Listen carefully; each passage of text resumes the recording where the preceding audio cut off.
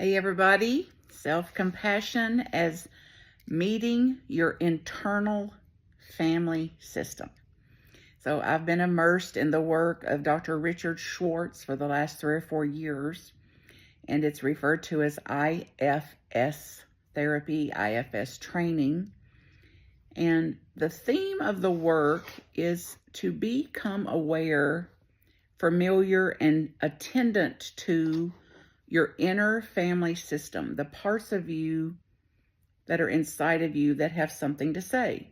So we have multiple personality aspects. And one might be an afraid kind of child, a young aspect, or an inner critic, strategizers, planners, get your blank together kind of people, kind of personalities. So the self-compassion act today is to get to know them, to see, just to pause for a minute or a few seconds to say, who's here right now? Who's online with me? Just like we were going into a meeting room or into a living room, into an atmosphere of all my parts are here. It's important in this work to remember that there's no bad part.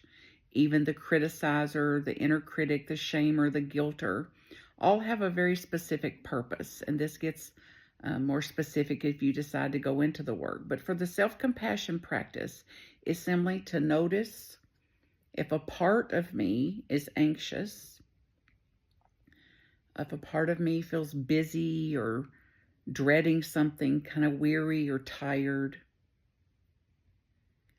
Just listening without fixing, listening without judging, connecting, curiously connecting, like what's needed here, what could be beneficial here, for example. So pause for a few seconds and see what happens in you when you simply notice the parts that are within you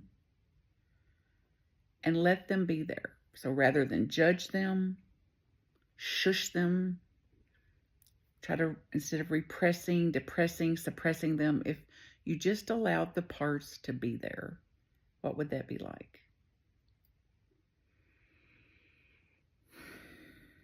Allowing. Self-compassion. I'm cheering you on.